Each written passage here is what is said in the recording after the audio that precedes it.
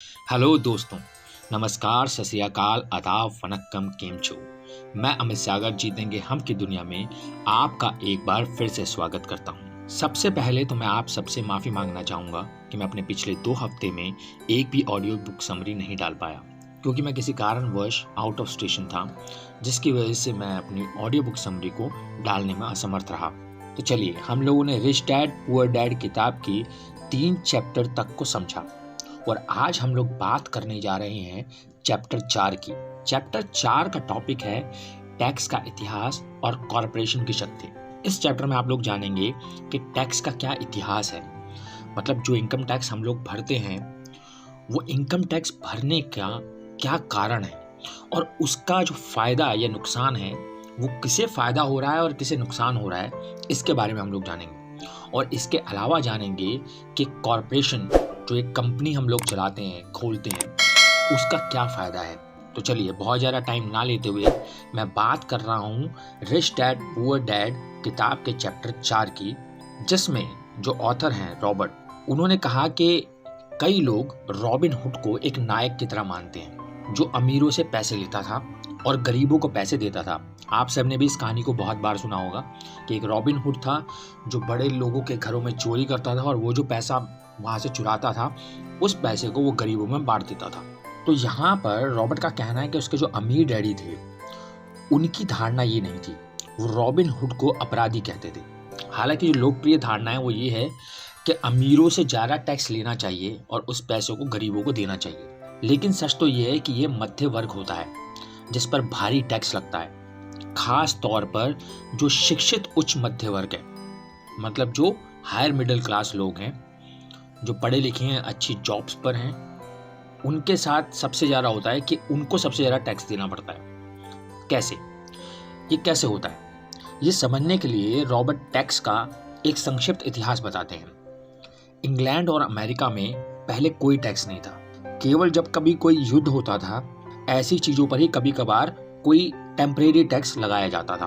1874 में इंग्लैंड ने अपने नागरिकों पर एक स्थायी इनकम टैक्स लगा दिया और अमेरिका ने भी 1913 में अपने 16वें संशोधन की बदौलत इनकम टैक्स को स्थायी बना दिया। रॉबर्ट को जब उनके अमीर डैडी ने इस टैक्स के बारे में बताया तो रॉबर्ट ने कहा कि उनके लिए एक चुनौती थी कि वे शहर के सबसे बड़े पूंजीपतियों में से किसी एक के खातिर काम करें या फिर घर पर ही एक शीर्ष सरकारी अधिकारी के पास जाएं। सरकारी अधिकारी कौन थे? उनके जो गरीब डैड थे वो। अब उनको ये समझ में नहीं आ रहा था कि वो किस डैडी पर भरोसा करें, क्योंकि जो उनके अमीर डैडी थे उनका कहना था कि जो टैक्स है वो अमीर लोग नहीं देते हैं, वो असल में जो मिडिल क्लास और हायर मिडिल क्लास लोग हैं, गरीब लोग हैं, वो लोग देते हैं। जबकि जो उनके गरीब डैडी थे उनका ये कहना था कि नहीं, ये बिल्कुल सही है, इनकम टैक्स का जो प्रोसीजर है वो बिल्कुल सही है। अब रॉबर्ट को ये समझ में नहीं आ रहा था कि वो किस पर भरोसा करें। लेकिन जब रॉबर्ट ने टैक्स के इतिहास का अध्ययन किया तो उन्हें एक बहुत ही रोचक बात पता चली। क्या? कि शुरू में जब टैक्स लगाया गया था तो बहुत सारे लोगों ने इस टैक्स लगाने के लिए हाँ भरी थी, क्योंकि ये टैक्स जो है वो शुरू में ये बताया गया था कि इस टैक्स को अमीर लोगों पर लगाया जाएगा और जो पैसे वहाँ से मिलेंगे उसको गरीबों में बांटा जाएगा। तो इसलिए बहुत सारे लोग इसके लिए सहमत हो गए।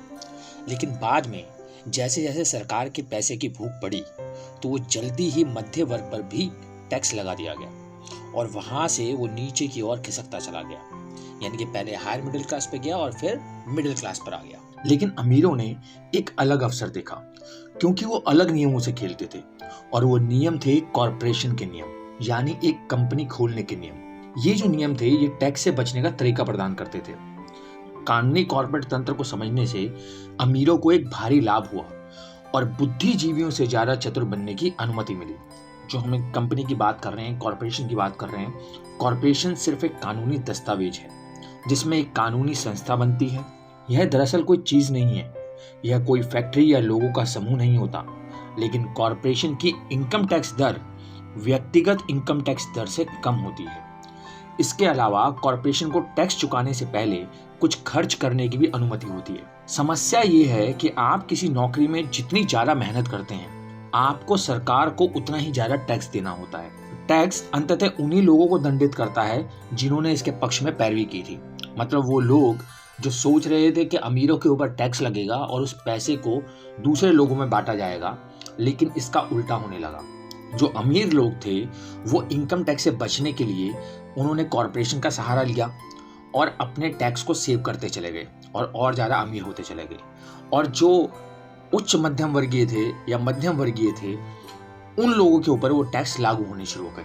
अब क्योंकि वो नौकरी करते हैं कहीं पर, तो उनके ऊपर कॉरपोरेशन के नियम लागू नहीं होते, इसलिए उन्हें वो टैक्स भरना ही भरना है। रॉबर्ट यहाँ बताते हैं कि उन्होंने लगभग 25 साल के आसपास मरीन कॉर्प एक कंपनी में काम किया और उसके बाद वो जिरोक्स के अंदर काम कर रहे थे। जिरोक्स एक कंपनी है, उसमें काम कर रहे थे।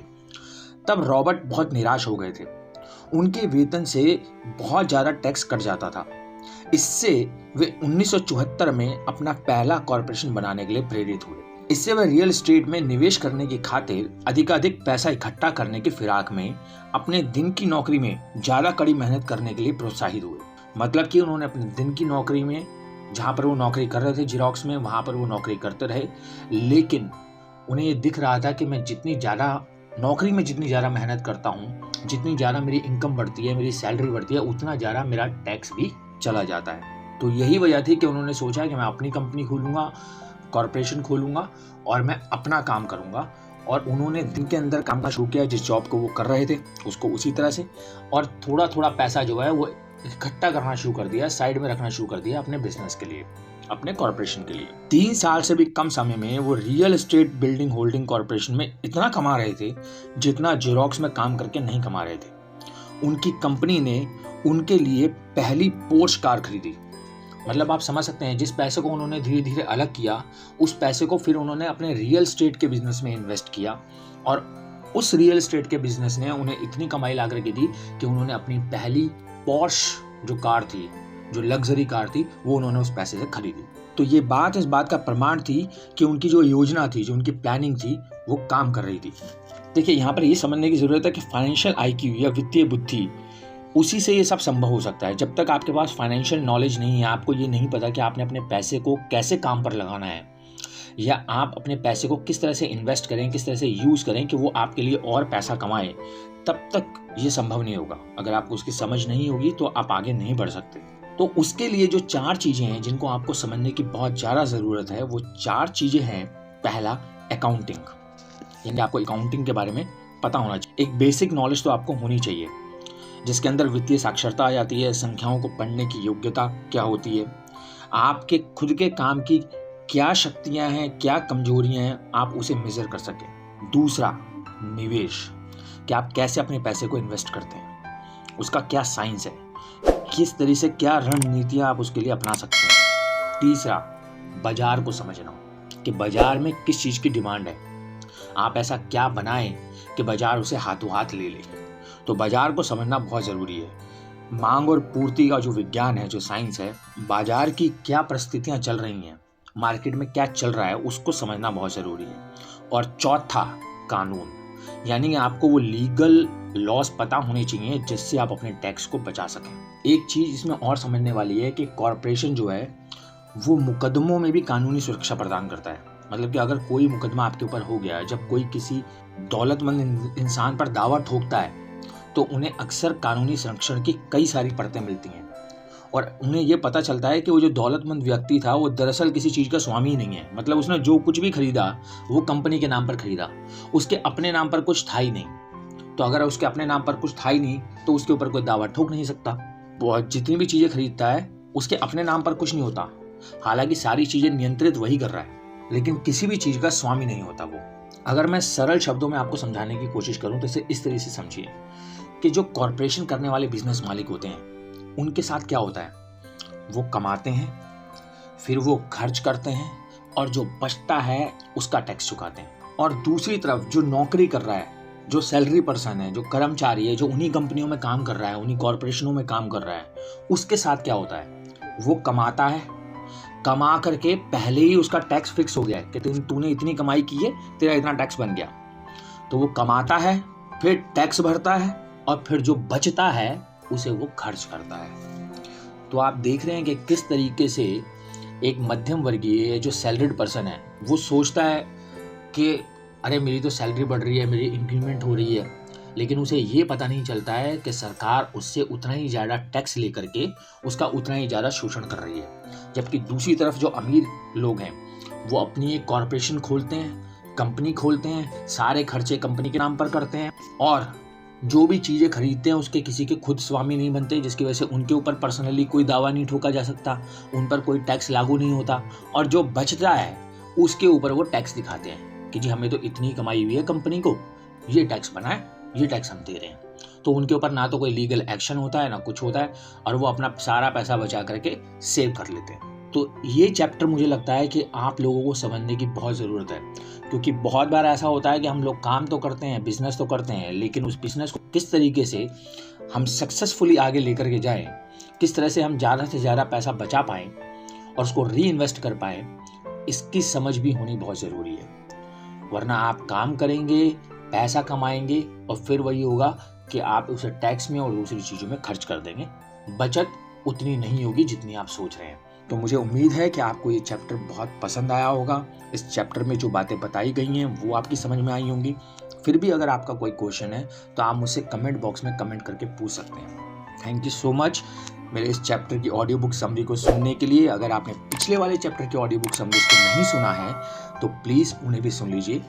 मुझे लगता है कि ये सारी की सारी ऑडियो बुक समरीज आप लोगों की बहुत हेल्प करेंगी। चलिए अब मिलेंगे नेक्स्ट वीक इसी बुक के नेक्स्ट चैप्टर के लिए, जो कि है चैप्टर 5 और जिसका टॉपिक है कि अमीर लोग पैसे का आविष्कार करते हैं। अब वो कैसे करते हैं, उसके पीछे क्या साइंस है, उस साइंस को हम लोग समझने की कोशिश करेंगे कि वो पैसे से पैसा कैसे बनाते हैं। तो अगर आपने मेरे चैनल को सब्सक्राइब नहीं किया है तो इसे अभी सब्सक्राइब कर लीजिए, क्योंकि ये सारी ऑडियो बुक समरीज आपके लिए बहुत ही ज़्यादा हेल्पफुल होने वाली हैं। मिलेंगे अगले हफ्ते इसी समय। तब तक रखिए अपना बहुत सारा ध्यान, खुश रहिए, मुस्कुराते रहिए और इस बात को हमेशा अपने दिल में रखिए कि चाहे कितने हो गम पर जीतेंगे हम। जय हिंद।